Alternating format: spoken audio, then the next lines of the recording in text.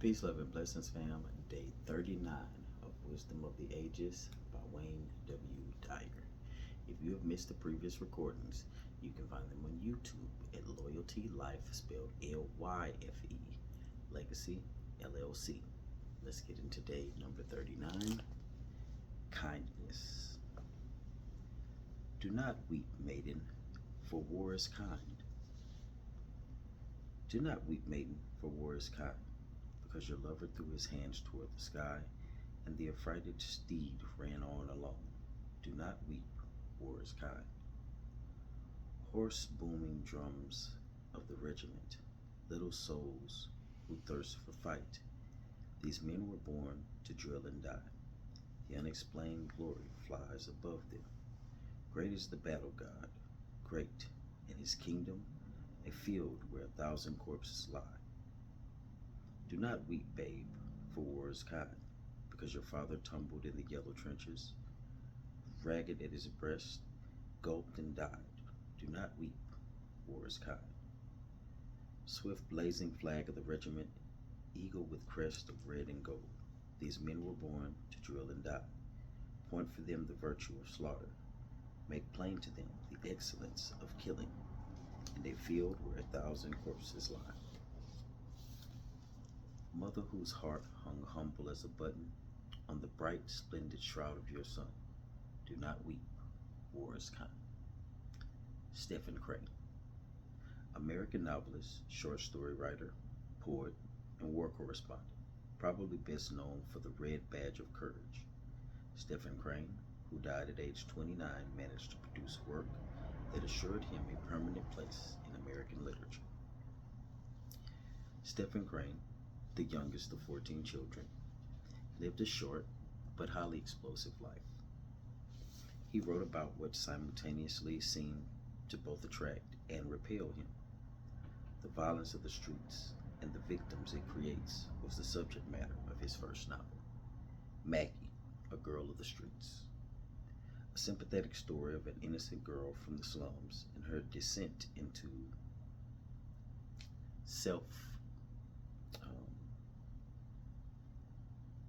my brain I'm trying to think because if I gotta post this on TikTok, um, self-solicitation and eventual ending of her own contract.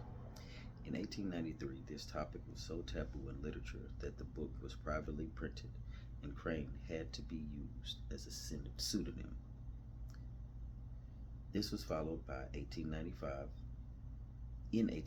by his classic story of the horror of war, The Red Badge of Courage. He wrote of his aversion to violence, his sympathy for victims and the downtrodden. Yet, he was equally attracted to report and to experience firsthand these outrages, and once lived with a former brothel house proprietor. Stephen Crane's career as a writer and a journalist covering wars wherever they cropped up on the planet was brief. He transitioned at age 29 of malaria fever and tuberculosis contracted while he was in Cuba covering the Spanish-American War. For me, this poem of deep irony is not only a disparaging attack on war and all of horror, but a classic statement against violence of any kind, also including the violence that we observe daily of man's inhumanity to man and the rage and fury within our own hearts. These are equally as destructive and are also the subject of the poet's lament against war. His ironic poem, War is Kind, is a commentary on what he termed those little souls who thirst for fight, who find virtue in something so horrifying as slaughter, and excellence in a field of 1,000 corpses. For me, this is a lesson to look within myself for a remnant of a little soul who might find glory in the trumpeting of man's inhumanity to man. It is a reminder to allow my big soul to triumph over its lesser compatriot, and to suppress curiosity about or fascination with violence of any kind. There are people who carry guns and leave maidens weeping all over the world, be it on battlefields, in our homes, schools, streets, and playgrounds. All seem to be men who were born to drill and die. Yet, we do not believe that anyone has such a destiny at birth. This carnage is the result of our own curiosity about and fascination with war and killing, with violence and rage, so that we attracted into our collective lives the very thing we fear the most. We live in a more subtle fashion, the same kind of life as the poet Stephen Crane, attracting to ourselves that which repels us. If we don't harness that little soul, we too will become victims of the search for the unexplained glory of the battle god and his kingdom where 1,000 corpses lie. Our fascination with violence and its ultimate implementation, taking lives, is reflected in our preoccupation with action films wherein human life is reduced in value, so much so that the taking of these lives is considered entertaining. Taking lives for the sake of keeping the customers happy takes its toll on our collective consciousness, whether we recognize it or not. We defend the need and the right to carry handguns, and they therefore become a high profit item in the world of commerce. A weapon for every man, woman, and child is now the goal of this industry, and we are getting closer each day. Do not weep, war is kind. Yet, there is much to weep about, and there is no shortage of tears. Maidens howl in anguish every hour of every day as loved ones fall victim to our almost insatiable attraction to war and unnecessary violence. We live in the most violent society on earth, where hundreds of thousands are taken out and maimed yearly with barely a flicker of attention from their leaders, who are busy chastising others on human rights violations. Recently, state officials from China were not granted full diplomatic recognition in an official visit because their country was being bitterly criticized for its stance on human rights. This seemed to me to be as ironic as Stephen Crane's poem, "Do not weep, maiden, for war is kind." To make a huge dent in this kind of fascination with war, taking of lives and violence, we must first look within our own hearts and allow the big soul to triumph over those inclinations.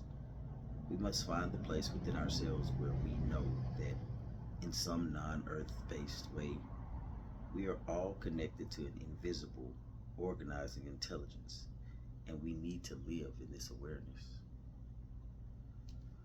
We must refuse to participate in any form of activity that purports to be entertainment, which trivializes violence and life-taking. We must teach our young sons that they were not born to drill and die, not born to throw their hands towards the sky in some kind of ego ritual, to transitioning in battle as a badge of courage. We must raise them to have disdain for violence and to check the impulses of fury brought on by an over-identification with ego's need to be triumphant in battle. We must teach them and ourselves the value of cooperation over competition, and the great wisdom in this Native American homily. No tree has branches so foolish as to fight amongst themselves. No tree has branches so foolish to fight amongst themselves. We must elect those who see the horror in having a world filled with weapons and live ammunition. They have to pursue at all costs, with true courage, the end of all weapons that are designed to take children, fathers, women, anyone, from megadeth nuclear bombs to low caliber handguns. If they are meant to inflict death, we must find another way.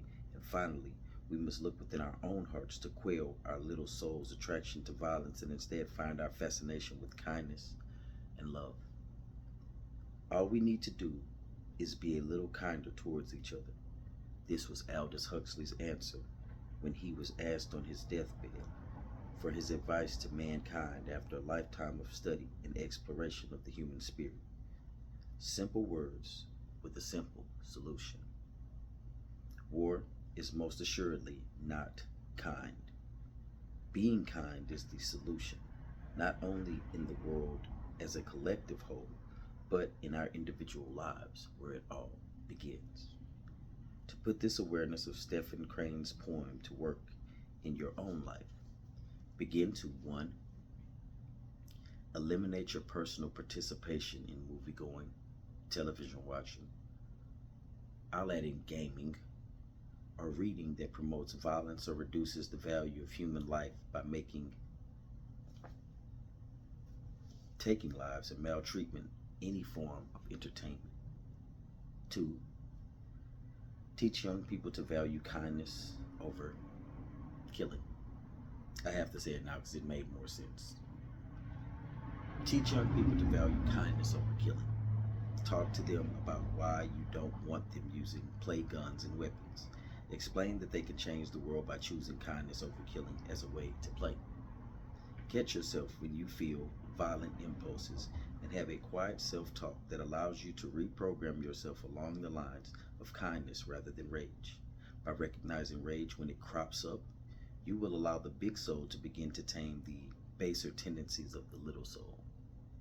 Support organizations that have as their mission the eradication of violence on our planet.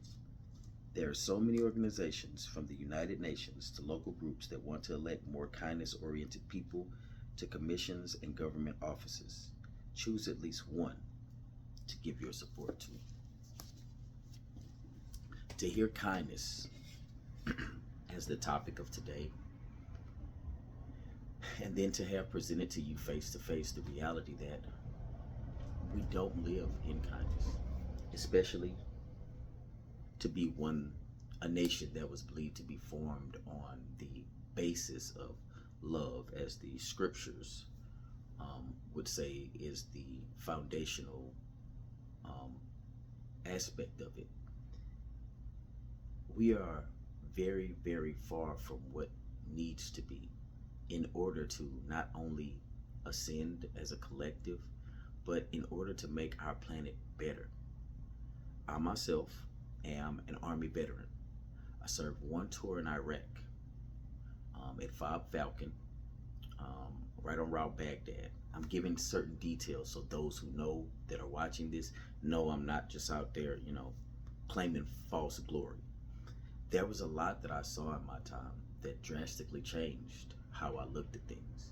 It changed how I dealt with family members. It changed how I dealt with arguments, because I had been in situations where family members had had discussions that were not of the liking of some, and let's just say they didn't end in the most positive ways, because there were other people pulling strings in the background that would literally pay them to, take their families off of the board.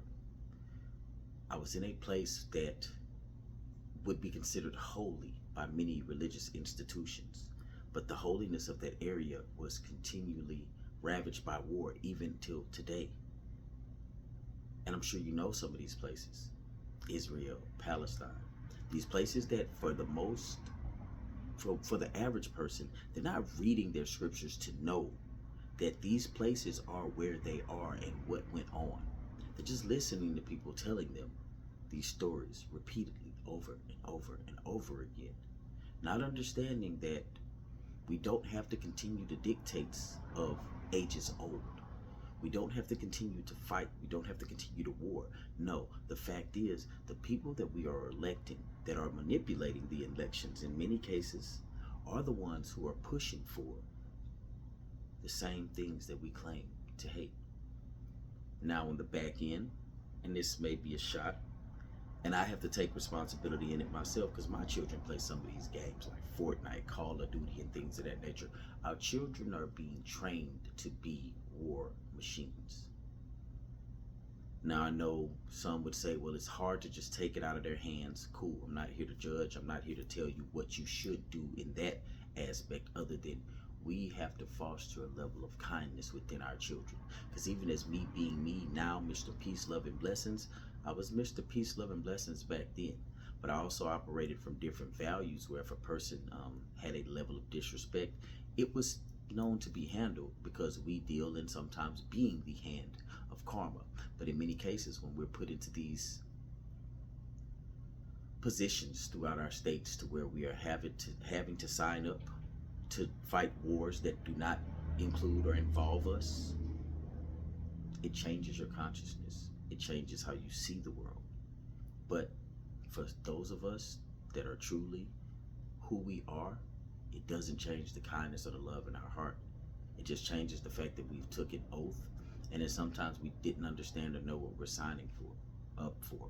So know what you're signing up for on a daily basis, because it doesn't take much to be kind to any person you see. It doesn't take much to see a homeless man and smile and tell him the gods love him, or tell him he's gonna be okay, even if you don't have money to give him. It doesn't take much for the next time that you see a person that you dislike to actually push those emotions of anger down and just give a head nod, whichever way you choose. It doesn't take much effort to smile. It actually takes more muscles to frown. So practice being kind to others, because there's nothing kind about war. Trust me. There is something beautiful about not only being kind to the whole of humanity, but also being kind to yourself.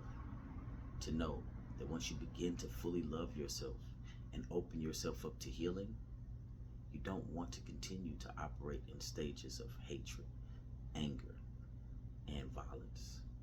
So, I thank you for being here as always, more so for yourself than for me.